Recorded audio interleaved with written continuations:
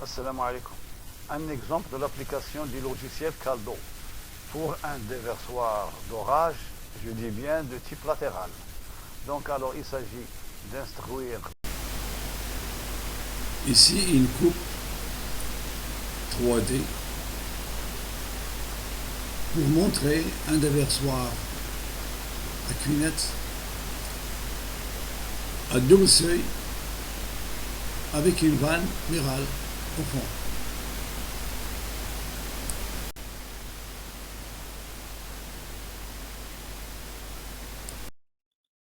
Je dis bien de type latéral. Donc alors il s'agit d'instruire les caractéristiques amont de la conduite. Alors, circulaire, disons 800, pente minimale 0,3, à titre d'exemple, bien entendu, en PVC, et longueur, disons, 10 mètres, pour que le graphe soit plus grand. Fermé. Ensuite, on passe la caractéristique aval, elle est circulaire, 0,400, une pente de 0,3%, une robustité de 100 PVC aussi, et une longueur, disons, de 10 mètres. Et puis, on va au déversoir. Alors, il faut vraiment sentir le plan d'eau. C'est-à-dire, une fois l'influx arrive, là, le tirant d'eau sera plus grand et sera amorti pour arriver là, avec une vanne ici qu'on va faire ici, une vanne murale, pour limiter le débit avec une grande vitesse, parce que la quantité de mouvement va accélérer la vitesse normale dans le tuyau. C'est pour ça que la simulation donne plus de résultats pour gérer surtout le plan d'eau.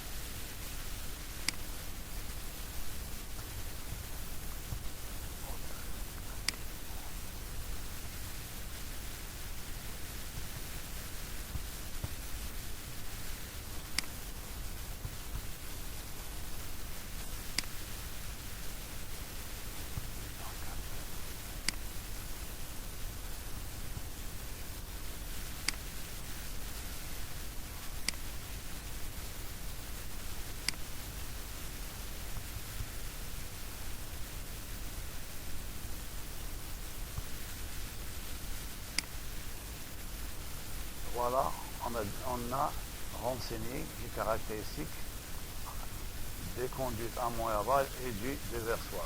Ensuite, on peut passer maintenant au diagnostic avant calcul. Alors, le diagnostic identifie le régime amont et aval. On a ce qui est en bleu, la conduite amont, ce qui est rose, la conduite aval. La conduite en bleu est exposée à un régime torrentiel, alors que celle d'avant a un régime plutôt l'aval pour le rose, le torrentiel pour l'amont. D'accord. Alors maintenant, on va passer à un calcul. Là, si vous voulez être plus pointu pour identifier les caractéristiques de la conduite amont. Donc, par exemple ici, si on bouge le curseur, on fait monter le plan d'eau. Bon, ici les différents paramètres de débit critique et le nombre de fraudes ici. Si je veux savoir plus sur le nombre avec ce débit-là, alors ici, on est à combien? À une hauteur d'eau de, disons, 0. Si je deviens à 0,4, qu'est-ce que ça donne? Eh bien, ça donne 0,4 comme tirant d'eau. Et le nombre de fraudes, il est supérieur à 1. D'où on dit qu'il est torrentiel. Voilà le nombre 1,06, écoulement torrentiel. Voilà, si je descends, plus je descends, ça reste torrentiel. Quand je monte, ça devient pluvial. Pourquoi? Parce que ici, la limite du nombre de coudes.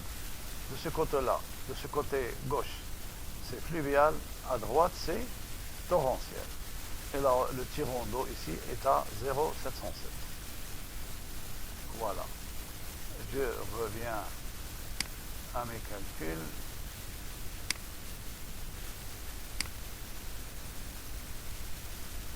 Alors, je calcule. Je vais paramètre les calculs. Débit amont, disons pour 500 litres. Les itérations jusqu'à 5000, c'est un peu trop. Arrêtons-nous à 500 pour que la durée ne soit pas ennuyeuse. Et puis on calcule. Eh bien, les itérations se font. Et ici, le débit amont, aval et déversé. Alors nous en déduisons, avec un débit amont de 500 litres, on aura un débit aval qui va vers la steppe de 137 litres. Et on va déverser dans la nature, dans l'exutoire, 363 litres secondes. Voilà ce qu'il en est. Donc j'espère que c'est très compréhensif. Alors vous voyez ici les pentes de l'autre sens, c'est pour que, avec la vitesse de la quantité de mouvement due à la vitesse de l'eau, on essaie de chasser, c'est-à-dire pour éviter les chocs sur la vanne et pour que ça déverse ici vers la nature. Voilà le seuil. Et là 0,15, voilà, hauteur de crête. Et là la vanne, c'est le passage. Et puis ça, c'est la ligne piézométrique, c'est l'effet de la ligne d'eau. Donc merci de votre attention et à bientôt.